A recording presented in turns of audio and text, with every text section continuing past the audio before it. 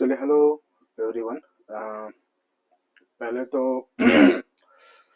अ, आप सभी को दशहरा की बहुत ढेर सारी शुभकामनाएं। थोड़ा लेट हो रहा है वीडियोस, तो कुछ व्यक्तिगत कारणों की वजह से, जो सम पर्सनल रीजंस, इसीलिए कुछ थोड़ा सा समय पे ये वीडियो नहीं आ पाया। लेकिन उसके लिए जो हम लोगों ने वादा किया था कि एक वीक जो है, एक वीक में 3 बार जो आपकी वीडियोस आएंगी, ठीक है, उसको हम लोगों ने हटा करके एवरी डे, ठीक है, ये वीडियो ले आना चालू कर दिया है। और अभी आपकी जो वीडियोस हैं वो ये रोज ही आएंगे, ठीक है, जब तक कि कुछ शेड्यूल ऐसा चेंज नहीं हो जाता है। ठीक है, चलिए।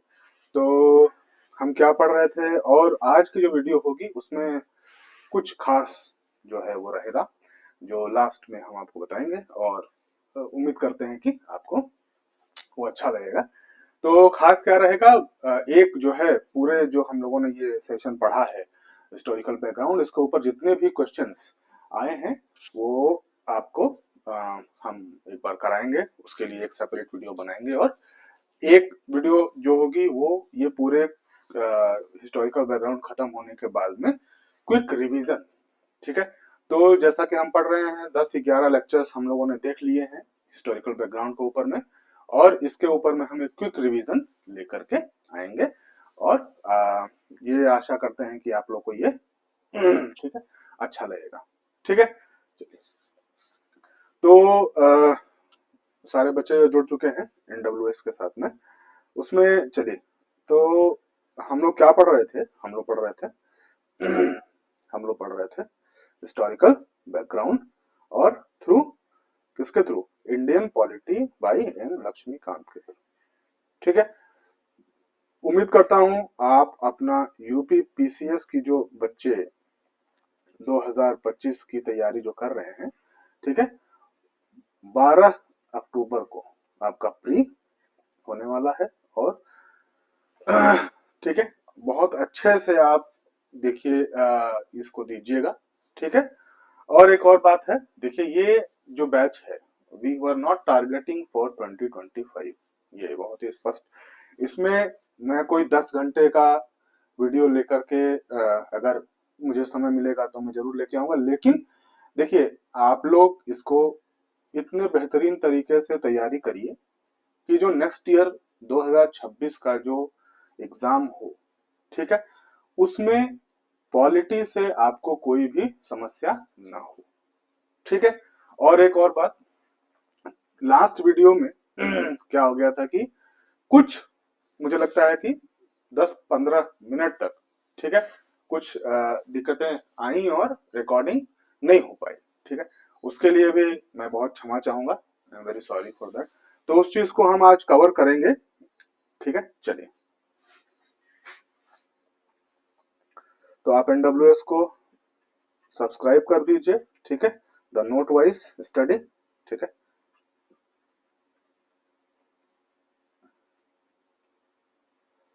नोट वाइज स्टडी, और इसके लिए हम लोग एक टेलीग्राम चैनल भी ओपन करेंगे, ताकि जो बच्चे कुछ सवाल पूछना चाहते हैं उनके लिए वो टेलीग्राम चैनल उपयोगी हो। That will be very helpful. Okay, let's start. बिना समय कुछ गंवाए हुए हम स्टार्ट करते हैं। तो जो हम लोगों ने लास्ट लेक्चर में छोड़ दिया था वो था, जो जिसपे छोड़ा तो नहीं था, जिसपे क्या हो गया था, आवाज थोड़ी सी किसी टेक्निकल इश्यू की वजह से खत्म हो गई थी, आवाज नहीं आई प्रॉपर। वो था आपका कम्युनल रिवॉर्ड। ठीक है, ये पूरा ही मैं कवर करूंगा। ठीक है, and we are always committed to you know give you the best.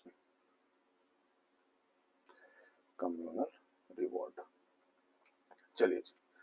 तो ये कम्युनल कम्युनल रिवॉर्ड जो हम पढ़ रहे हैं, ठीक है, ये देखिए ये एक तरीके से देखा जाए तो एक बहुत ही उपयोगी क्या थी, चाल थी।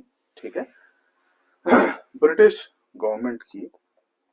जाते जाते भी वो लोगों ने हमें एक ऐसा बेहतरीन, जो कह सकते हैं कि लाइलाज बीमारी देने का काम किया।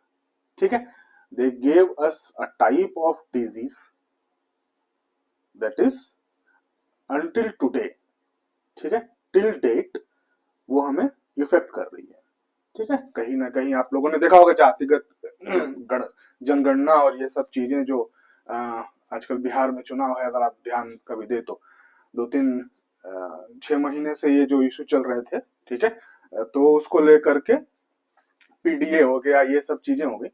तो अगर इसका जो धरातल है वो कहां से आया, from where did it exactly came. Okay, तो ये था कम्युनल रिवॉर्ड। एग्जैक्टली वो अटैच होके नहीं है जो आज के डेट में चल रहा है, लेकिन ये बो दिया गया लोगों के मन में कि भाई कम्युनल रिवॉर्ड आपको दिया जाएगा।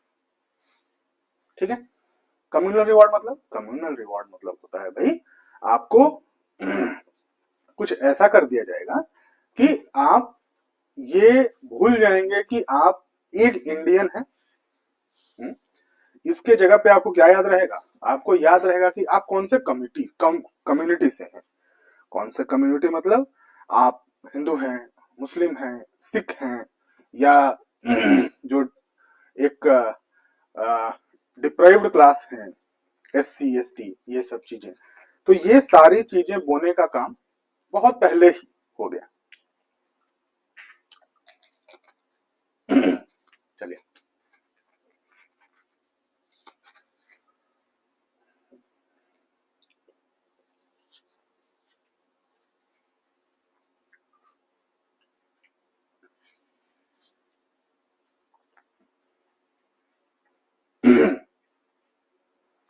तो जो हम पढ़ रहे थे, गवर्नमेंट ऑफ इंडिया एक्ट है ना, गवर्नमेंट ऑफ इंडिया एक्ट कौन सा, 1919 हम लोगों ने पढ़ा था। ठीक है, तो गवर्नमेंट ऑफ इंडिया एक्ट 1919 के बाद, ठीक है, गवर्नमेंट ऑफ इंडिया एक्ट 1919 के बाद 1919 के बाद, ठीक है। अब 1919 में आपको पता है, 1919 में हम लोगों ने जो भी चीजें देखी थी, ठीक है, उसमें आपको क्या हो गया था, आपको डायराकी दे दी गई थी, है ना। डायराकी का कहां पे डायराकी दी गई थी भैया, डायराकी आपको कहा गई, प्रोविंसेस में डायराकी दी गई थी। ठीक है, तो डायराकी देने के बाद, है ना, अब देखिए ट्रांसफर्ड सब्जेक्ट, रिजर्व सब्जेक्ट, ये सारी चीजें आप प्रीवियस वीडियो में एक बार देखिएगा, आपको सारी बातें क्लियर हो जाएंगी, है ना। चलिए, अब साइमन कमीशन आता है। साइमन कमीशन को 2 साल बाद रिपोर्ट सबमिट करनी थी, 10 साल बाद रिपोर्ट सबमिट करनी थी, बट उन्होंने क्या किया, 2 साल के जब 10 साल खत्म होने वाले थे, उसके 2 साल पहले ही उन्होंने रिपोर्ट सबमिट कर दिया। और उन्होंने क्लियरली जो भी इंडियन जो है एक तरह से देखें तो हमारे बेनिफिट की जो भी चीजें थी, है ना, जो हमारे लिए जो सेल्फ गवर्नमेंट की बात जो चल रही थी, उसको हटा के, ठीक है, सारी वो बातें अपने रिपोर्ट में उन्होंने इंक्लूड किया जो कि हमारे लिए क्या हो सकती थी, घातक हो सकती थी। Okay, those were not in favour of you know of a self government in India. ठीक है, सेल्फ गवर्नमेंट के लिए जो भी बातें थी वो सारी बातें उन्होंने क्या कर दी, एक सिरे से खारिज कर दी। और आपको पता होगा जॉन साइमन बोल के एक व्यक्ति थे, उनकी अध्यक्षता में, ठीक है, एक टीम बनाई गई जिसमें सबके सब लोग, ठीक है, सबके सब लोग क्या थे, सबके सब लोग क्या थे, एक तरह से क्या, ब्रिटिश। ठीक है, कोई भी ऐसा नहीं था जो कि इंडियन हो, कोई भी भारतीय नहीं था। ठीक है, 7 मेंबर की टीम में सभी लोग क्या थे, दे वर फ्रॉम ब्रिटिश ओरिजिन। ठीक है, सारे ही विदेशी थे। जितनी भी पार्टीज थी, मेजरली कौन सी पार्टीज, मेजरली 2 पार्टीज। एक पार्टी कौन सी, एक पार्टी मुस्लिम लीग और दूसरी पार्टी एक क्या बोलते हैं, इंडियन नेशनल कांग्रेस। ठीक, अब जब ये सारी बातें हो रही थी, सबने खारिज कर दिया। 3 राउंड टेबल कॉन्फ्रेंस हुई, एक व्हाइट पेपर साइन किया गया। ठीक है, व्हाइट पेपर किसके किसके बीच में साइन किया गया, British government, British Indian government और इंडियन प्रिंसली स्टेट के बीच साइन किया गया।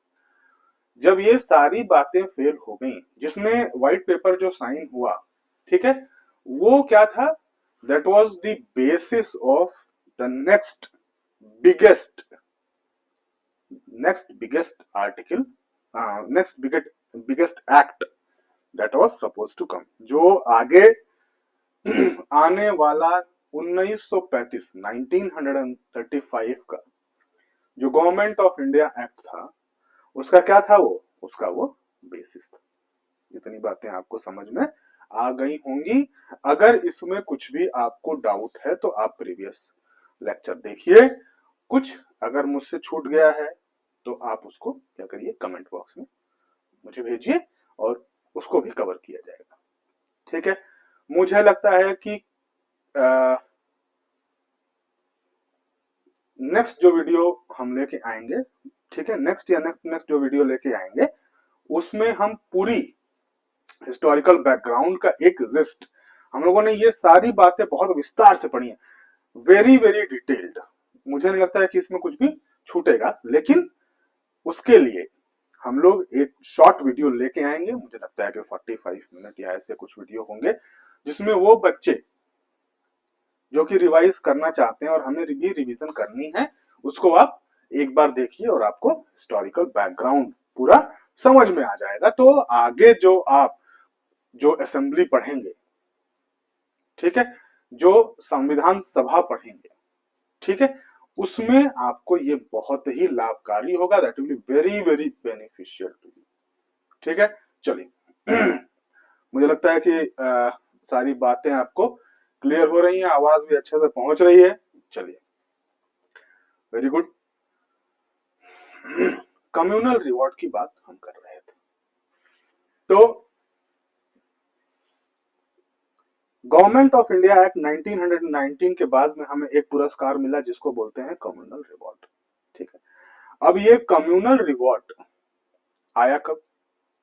ठीक है, एक सज्जन थे जिनका नाम था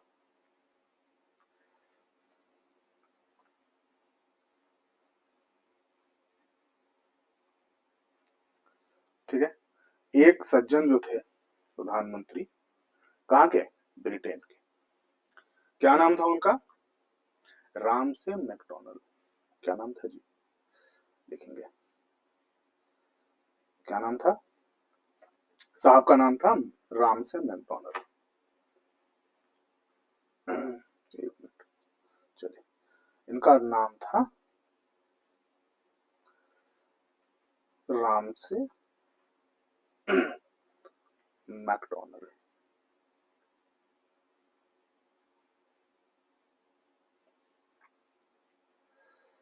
आजकल इस नाम को लेकर बड़ी चर्चा है। ठीक है, चलिए चलिए, तो ये जो नाम था रामसे मैकडॉनल्ड, ये बड़े ही खतरनाक व्यक्ति हुआ करते थे। और ये कौन हुआ करते थे? ब्रिटेन के प्रधानमंत्री हुआ करते थे, ब्रिटिश प्राइम मिनिस्टर। ठीक है, समय क्या था? 1932 का समय था, 1932 का समय था। और ये इन्होंने क्या किया कि इन्होंने कहा, देखिए भाई, आपने जो Muslim, Sikh, Indian Christian, Anglo Indian, European, इसको जो आपने इलेक्टोरेट, सेपरेट इलेक्टोरेट दिया है। सेपरेट इलेक्टोरेट का मतलब क्या है? सेपरेट इलेक्टोरेट का मतलब है साहब,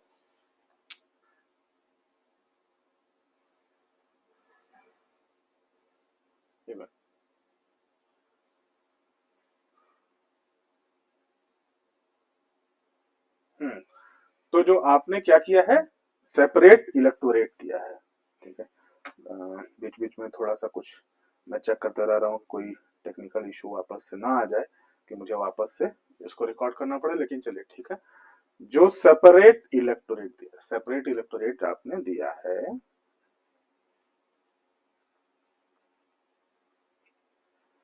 क्या किया है, सेपरेट इलेक्टोरेट दिया है। ठीक है, इसको किसको किसको दिया है भाई, जो आपने सेपरेट इलेक्टोरेट आज तक किसको दिया है, मुस्लिम, सिख, और क्या, इंडियन क्रिश्चियंस।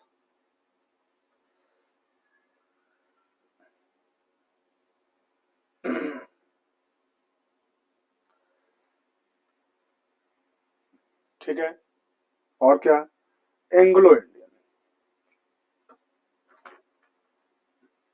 और किसको दिया है जी, एंग्लो इंडियन को आपने दिया है।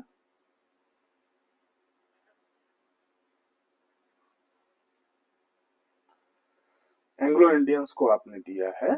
ठीक है, उसके साथ में किसको दिया है, यूरोपियंस को भी दिया है। किसको दिया है, यूरोपियंस को भी दिया है। ठीक है, इन लोगों को आपने पहले ही एक सेपरेट इलेक्टोरेट दिया है। सेपरेट इलेक्टोरेट का मतलब ये होता है कि जिस जाति विशेष से आप आते हैं उस जाति विशेष के लोग ही आपको वोट कर पाएंगे। बात समझ में आ रही है। अगर आप किससे आते हैं, अगर आप मुस्लिम कम्युनिटी से आते हैं तो जो लोग आपको वोट कर पाएंगे वो कहाँ के होंगे, मुस्लिम कम्युनिटी के ही होंगे। ओके, अब देखिए जो सेपरेट इलेक्टोरेट इन्होंने हमें दी, ठीक है, वो सेपरेट इलेक्टोरेट में उन्होंने एक और व्यक्ति, एक और कम्युनिटी का, नॉट व्यक्ति सॉरी, एक और कम्युनिटी का नाम उन्होंने जोड़ दिया। उसको क्या बोला गया, जो भी हमारे डिप्राइव्ड क्लास है, मतलब उनको क्या कुछ ऐसा था क्या कि उनको बहुत सहानुभूति थी हमसे, तो उन्होंने कहा कि नहीं भैया जो हमारे डिप्राइव्ड क्लास हैं उनको भी सेपरेट इलेक्टोरेट दिया जाए, उनकी भलाई हो जाए। ऐसा था क्या, बिल्कुल नहीं।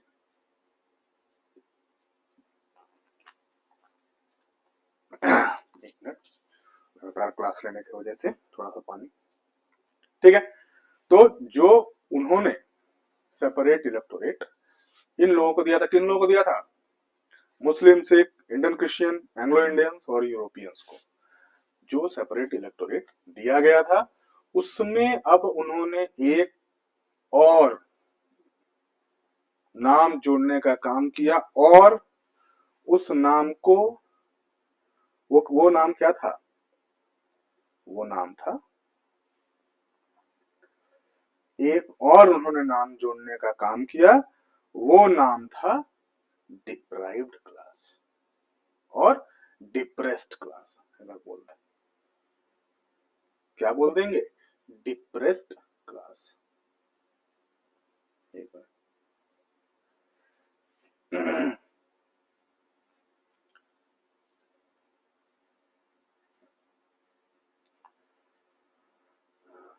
Depressed class.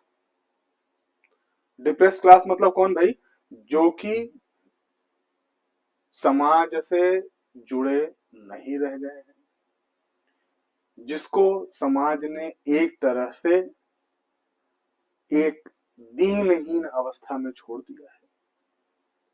ठीक है, जो कि एक तरह से कोई स्पेसिफिक तो नहीं, लेकिन कॉमनली इसको बोलते हैं, कॉमनली क्या बोलते हैं, शेड्यूल्ड कास्ट। Scheduled caste. एक बात समझिएगा, महात्मा गांधी जी ने, Mahatma Gandhi is a very big figure. Okay, Mahatma Gandhi, अगर आप केवल गांधी पढ़ लें तो आप ये समझ जाएंगे कि जो आप आकलन करते हैं महात्मा गांधी का, उससे कई गुना बड़ी हस्ती महात्मा गांधी थे। तो महात्मा गांधी कोई छोटी मोटी हस्ती नहीं थे। ठीक है, बहुत जगहों पे बहुत सारी बातें होती हैं, लेकिन आपको अगर पढ़ाई के प्रोस्पेक्टिव में देखनी है, यूपीएससी के लिए देखनी है, यूपी पीसीएस के लिए देखनी है, किसी भी स्टेट पीसीएस के लिए देखनी है, या फिर आपको अपना स्तर बढ़ाना है, क्या बढ़ाना है, योर लेवल, स्तर बढ़ाना है आपको अगर अपना, तो आप ये समझ लीजिए कि महात्मा गांधी से बड़ा फिगर, ठीक है, मैं ये it is very it won't be you know I won't be able to justify the things, okay, कोई जस्टिस नहीं होगा अगर मैं एक किसी व्यक्ति का नाम लेकर के उसको थोड़ा सा बड़ा दिखाने की कोशिश करूं, क्योंकि सबने ही बहुत ही मेहनत किया था, चाहे वो नेहरू जी हों या फिर महात्मा गांधी हों, पटेल साहब हों या फिर कोई भी हो हिस्ट्री में, ठीक है। अगर किसी एक बच्चे ने एक तिनका भी उठा करके ब्रिटिश गवर्नमेंट के अगेंस्ट में रखा है, तो वो बच्चा जो है, आज हम जो आजाद हिंद में सांस ले रहे हैं, ठीक है, वो बच्चा जो है उसमें पूरा योगदान दे रहा है, ठीक है जी। आप ये चीज भूल जाइएगा कि कोई छोटी मोटी हस्ती के बारे में हम लोग बात कर रहे हैं, ठीक है। Just a second, just a second.